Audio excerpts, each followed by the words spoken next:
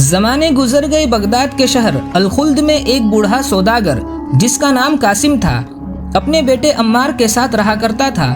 चूँकि वो सौदागर अब काफ़ी बूढ़ा हो चुका था, इसलिए एक दिन कासिम सौदागर ने कहा, बेटा, ये जो 2 घोड़े तुम देख रहे हो ये बहुत ही अच्छे नस्ल के हैं।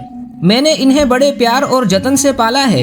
इन घोड़ों को किसी ऐसे मुल्क में जहाँ घोड़ों की कमी हो एक एक घोड़ा हजार अशरफी में बिक जाएगा। यहाँ से बहुत दूर दिखान एक ऐसा मुल्क है जहाँ जाकर तुम ये घोड़े बेच सकते हो।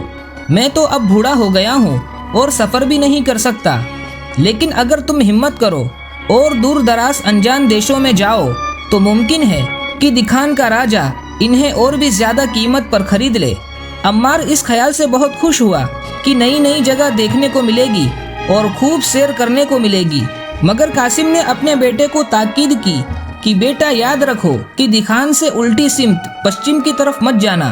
अगर तुम गए तो ऐसे मुल्क में पहुंच जाओगे जहां दगाबाज और फरेबी लोगों की बस्ती है, जिसे ठगों की बस्ती कहते हैं। यहाँ जो भी बाहर का आदमी चला जाता है उनके हाथों बगैर परेशानी उठाए वापस नहीं आता। एक दफ़ा मैं भी वहाँ गया था और अपनी बेवकूफ़ी से इतनी बड़ी कीमत चुकानी पड़ी जिसे मैं उम्र भर याद रखूँगा। अम्मार ने अपने बाप से इल्तिजा की, आखिर बताइए तो, जब आप ठगों की बस्ती में गए तो क्या हुआ था? बूढ़े बाप ने कहना शुरू किया, क्या तुम्हें याद है कि जब तुम छोटे थे तो तुम्हारा एक बड़ा भाई भी था जिसके साथ तुम खेलते थे। इस किस्से को 15 बरस बीत गए। 15 बरस पहले अपने कारोबार के सिलसिले में मुझे कई जगहों पर जाना हुआ, तो उस वक्त मैं तुम्हारे भाई को भी साथ ले गया। मैंने सोचा कि इस तरह ये देश विदेश की सैर भी कर लेगा, लोगों के रहने सहने का ढंग देखेगा और इस तरह ये बहुत कुछ सीख लेगा। जब हम वतन वापस आ रहे थे तो बदकिस्मती से अनजान देश में जा निकले। हम शाम को वहाँ पहुँचे थे। रात एक सराय में बसर की। जब लोगों से मैंने बातचीत की, उनके तौर तरीकों को देखा तो मुझे एहसास हुआ कि ये वही दगाबाजों की बस्ती है जिसका जिक्र मैंने सुन रखा था। अब मुझे फिक्र हुई कि जल्दी जल्दी यहाँ से चला जाना चाहिए। सुबह सवेरे जब मैं सराय वाले को किराया वगैरह अदा कर रहा था कि मैंने देखा कि सराय वाले का भाई रोता पीटता अपनी किस्मत को कोसता चला आ रहा है। इसने बताया कि इसकी बीवी के यहाँ मरा हुआ बच्चा पैदा हुआ है और ये सब हमारी वजह से हुआ है। ये सुनकर मेरी हैरत की इंतहा न रही। इस दगाबाज का कहना था कि जब मैं शाम को घोड़े से उतरा तो बहुत जोर जोर से हाँप रहा था एक छोटा सा कीड़ा जो उड़कर सराय से बाहर निकल रहा था। मेरी सांस के जोर से वो सराय में उस जगह चला गया जहाँ उसकी बीवी बैठी हुई थी जिसके यहाँ बच्चा पैदा होने वाला था। मेरी सांस के जोर से वो कीड़ा उसके नथनी में उड़कर चला गया और इस वजह से उसे बहुत जोर से छींक आई तो उसका बच्चा पेट में ही खत्म हो गया। उसके इतना कहने पर एक मजमा मेरे इर्द गिर्द इकट्ठा हो गया। हर शख्स इसकी तरफदारी कर रहा था। वो बार बार यही कहता कि मैं ही इसके बच्चे की मौत का जिम्मेदार हूँ और इसकी सज़ा में उन्होंने मुझसे मेरा बच्चा छीन लिया। मेरे होशो हवास जाते रहे। दिल पर पत्थर रख कर वहाँ से चला आया। आज 15 साल बीत गए। मेरा बेटा अब भी उनके कब्जे में है और उनकी गुलामी कर रहा होगा। तुम्हारे भाई की कलाई के ऊपर एक तिल का निशान है जो बिल्कुल चांद की तरह नजर आता है। कासिम ये कहानी सुनाकर रोने लगा। अम्मार को अपने बाप की हालत देखकर बहुत अफसोस हुआ। इसने फिर से उसे इत्मीनान दिलाया कि आप यकीन कीजिए बाबा, मैं उन ठगों की बस्ती में हरगिज कदम न रखूंगा। इसके बाद अम्मार दोनों घोड़ों को लेकर दूर दराज के मुल्क के सफर पर रवाना हो गया। कुछ दिन बाद वो एक दरिया के किनारे पहुंचा। इस वक्त दरिया में बाढ़ आई हुई थी, इसलिए कश्ती वाले ने अपनी छोटी सी कश्ती में अम्मार के दोनों घोड़ों को ले जाने से इनकार कर दिया और इसरार किया कि अगर वो पश्चिम की तरफ चला जाए तो इसको वहाँ मजबूत कश्ती मिल जाएगी और इस तरह कोई कश्ती उसे नदी पार करवा देगी। जैसे ही अम्मार पश्चिम की तरफ चला, एकदम जोर की आंधी चलने लगी। अम्मार ने छुपने की जगह ढूंढने की कोशिश की मगर छुपने की जगह भी ना मिली। अम्मार ने करीब के पहाड़ की तरफ धुआं उठते हुए देखा और अपने घोड़ों समेत बड़ी मुश्किल से पहाड़ पर चढ़ गया। कुछ वक्त बाद आंधी का जोर खत्म हो गया। अम्मार ने देखा कि पहाड़ के दामन में एक गांव है। क्योंकि वो अब काफी पश्चिम में आ गया था, इसलिए उसे ख्याल हुआ कि शायद यही ठगों की बस्ती है। इसने सोचा वापस चले जाए, पर ख्याल हुआ कि जरा देखा तो जाए कि वो अजीबो गरीब बस्ती जिसकी कहानी इसने सुन रखी है वो कैसी है। वो पहाड़ के किनारे झुककर नीचे देख रहा था कि एक पत्थर खिसका और अम्मार लुढ़कता हुआ इसी गांव में आ गिरा। अम्मार के घोड़े भी दौड़ते हुए इसके पास पहुंच गए। सामने से एक बूढ़ा शख्स आ रहा था। इसने जो अम्मार को गिरते हुए देखा तो इसके करीब आ गया। अम्मार कपड़े झाड़ते जल्दी से उठ बैठा। खुशकिस्मती से उसे ज्यादा चोट नहीं आई थी। इसने देखा कि बूढ़ा बहुत गौर से उसे देख रहा है।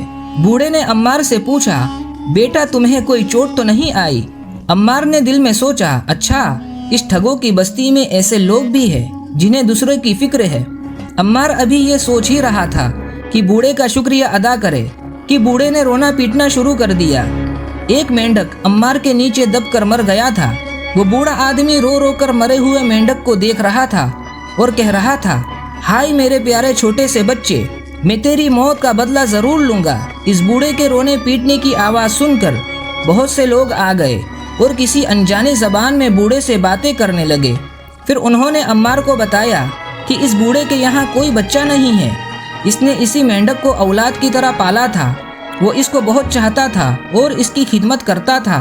अब बेचारा बूढ़ा अकेला रह गया है, इसलिए वो मेंढक की मौत पर इस कदर दुखी है। और फिर गांव वाले भी इस बूढ़े के साथ रोने पीटने लगे। अम्मार ये सब देखकर बौखलाया हुआ था। उसे कुछ भी समझ नहीं आ रहा था कि क्या करे। वो चाहता था कि जल्दी जल्दी से वहाँ से निकल जाए। इसने लोगों से पूछा, इस बूढ़े के गम को कम करने के लिए क्या किया जाए? बूढ़ा एकदम बोला, अपने घोड़े में से एक दे दो। क्या? एक मेंढक के बदले एक घोड़ा? अम्मार ने खफा होते हुए पूछा। बूढ़े ने जवाब दिया, मेरी समझ में नहीं आता लड़के, तुम कैसी बात कर रहे हो?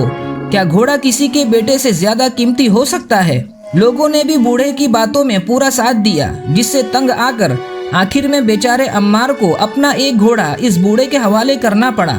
वो बहुत गमगीन और दुखी वहाँ से चला गया। मगर अब इस पहाड़ पर चढ़ना खासा मुश्किल था, इसलिए वो काफी दूर पैदल चला कि कोई रास्ता मिल जाए ताकि इससे गुजरकर पहाड़ की दूसरी तरफ पहुंच जाए। थोड़ी देर बाद पहाड़ के दामन में एक और गांव मिला। अम्मार का भूख और प्यास के मारे बुरा हाल था। वो करीब के गांव में गया और दरवाजा खटखटाया तो एक आदमी बाहर आया जिसकी सिर्फ एक आंख थी। अम्मार ने इससे कुछ खाने पीने को मांगा। उस आदमी ने जवाब दिया, मैं तुम्हें खाने को कुछ नहीं दे सकता, मगर हाँ पानी जितना चाहो पी सकते हो। असल में तो पेट भरना जरूरी होता है, फिर चाहे वो पानी ही से भरे। उस एक आंख वाले आदमी ने अम्मार को पानी दे दिया। पानी पीकर अम्मार ने इसका शुक्रिया अदा किया और चलने को हुआ ही था कि उस एक आंख वाले आदमी ने उससे पूछा, भैया तुम कहाँ से आए हो? तुम्हारे बाप का क्या नाम है? जैसे ही अम्मार ने इसको बताया, उस एक आंख वाले आदमी ने इसका बाजू जोर से पकड़ लिया और खुशी से चिल्लाया, आखिर तुम मिल ही गए। अब सुनो लड़के, 20 साल हुए मैं तिजारत के सिलसिले में तुम्हारे मुल्क गया था। बदकिस्मती से वहाँ मेरा सारा पैसा चोरी हो गया। मैं तुम्हारे बाप को अच्छी तरह जानता था। मैंने इससे 200 अशरफियाँ मांगी तो वो राजी हो गया, मगर उसे जमानत चाहिए थी और मेरे पास देने को कुछ न था। इसने कहा, तुम मुझे अपनी एक आंख निकाल कर दे दो। मुझे पैसे की इतनी सख्त जरूरत थी कि मैं राजी हो गया। वो मेरी एक आंख निकाल ले गया। इसने वादा किया था कि 1 साल बाद वो आएगा तो मेरी एक आंख जरूर वापस कर देगा, मगर 20 साल गुजर गए, वो अब तक ना आया। अब तो तुम मेरे हाथ लग गए हो, अब मेरी आंख वापस कर दो। बाप का कर्ज चुकाना बेटे का फर्ज होता है।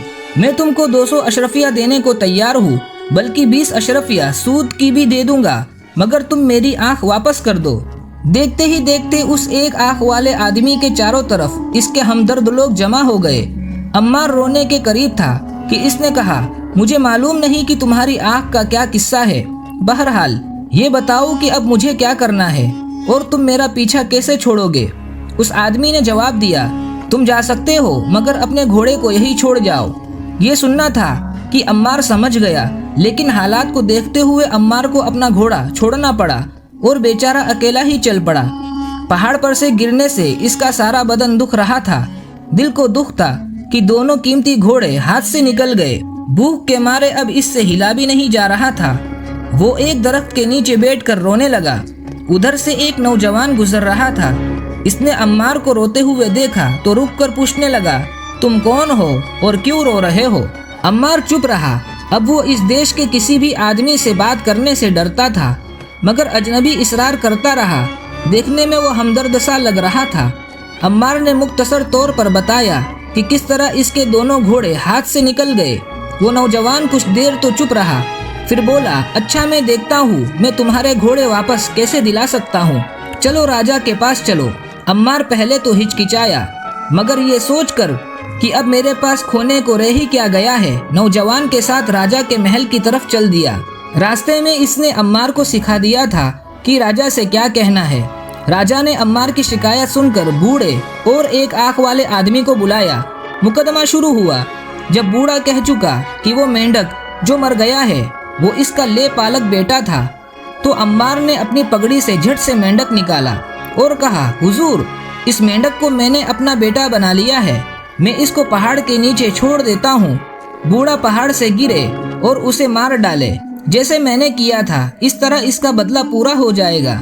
राजा ने कहा, बिल्कुल ठीक बात है, मुनासिब तजवीज़ है, भला इसके माकूल होने में किसे शक हो सकता है। बूढ़े के मुकदमे का बिल्कुल यही हाल है। बूढ़े ने जो ये सुना तो चुपचाप घोड़ा अम्मार के हवाले किया और चला गया। अब उस एक आंख वाले की बारी आई। इसने अपना मुकदमा पेश किया तो अम्मार ने अपनी सफाई में कहा, हुजूर, इसमें कोई शक नहीं कि मेरे बाप को अजब तरह के शौक है। उनमें एक ये भी है कि वो लोगों की आंखें जमा करता है। हमारे गोदाम में सैकड़ों आंखें जमा है। मैं उन साहब की आंख वापस करने को तैयार हूँ, मगर जोड़ की आंख में उस वक्त तलाश कर सकता हूँ जब ये मुझे अपनी दूसरी आंख भी दे दे, ताकि इसकी सही आंख ढूंढकर मैं इसकी दोनों आंखें वापस कर दूँ। बिल्कुल ठीक बात है, राजा ने कहा। बस इतना कहने की देर थी कि उस एक आंख वाले ने फौरन घोड़ा वापस कर दिया और अपनी खोई हुई आंख वापस लेने में जरा दिलचस्पी न दिखाई। अजनबी ने अम्मार से कहा, मैं तुम्हें इस मुल्क की सरहद तक छोड़ आता हूँ ताकि अब कोई और तुम्हें दिक्कत ना पहुँचाए। रास्ते में वो दोनों आपस में बातचीत कर रहे थे कि अचानक अम्मार की नज़र उस लड़के की कलाई पर पड़ी। उसकी कलाई पर वही तिल का निशान था जो बिल्कुल चांद की तरह नजर आता था। अम्मार को ये बात पता चल गई कि ये नौजवान ही इसका खोया हुआ भाई है। ये देखते ही अम्मार ने अपने भाई को गले से लगा लिया। अम्मार के भाई ने उसे बताया कि वो ठग और उसकी बीवी, जिन्होंने उसे अपना गुलाम बनाया हुआ था, वो मर चुके हैं। तब से वो बेचारा इस मौके की तलाश में था कि अपने मुल्क वापस चला जाए। इतने दिनों ठगों के साथ रहकर वो उनकी चालों से बखूबी वाकिफ हो गया था और जानता था कि उनसे कैसे निपटा जाए। दोनों भाई ठगों की बस्ती से रुखसत हो गए। दोनों भाई दिखान की तरफ गए, जहां उन्होंने अपने दोनों घोड़े अच्छी कीमत पर बेचे और खुशी खुशी अपने घर वापस आ गए। उनके बाप ने खुश होकर उनका इस्तकबाल किया। बेटे के वापस मिल जाने की खुशी में उसकी आंखों से खुशी के आंसू टपक रहे थे। ये कहानी हमें क्या सबक देती है? दुनिया में ऐसे लोग हर जगह मौजूद हैं जो हमदर्दी बताकर आपको बड़े खसारे में डाल सकते हैं। दूसरा सबक, तजुर्बेकार शख्स की बातों को सुनना हमें बड़ी मुसीबतों से बचा सकता है। तीसरा सबक, कभी कभी नजर आने वाला नुकसान कभी कभी हमारे लिए फायदे का बाइस बन सकता है, जैसा अम्मार और उसके भाई के साथ हुआ। चौथा और आखिरी सबक, यदि अक्लमंदी और सब्र से काम लिया जाए तो हर मुश्किल से निकलने का रास्ता मिल सकता है। उम्मीद है कि ये कहानी आपको बहुत अच्छी लगी होगी। ऐसे ही और भी सबक आमोज कहानियों को सुनने के लिए हमारे चैनल को सब्सक्राइब जरूर करें और वीडियो को लाइक और शेयर करना ना भूलें। जल्द ही मिलते हैं एक और बहुत ही दिलचस्प कहानी के साथ।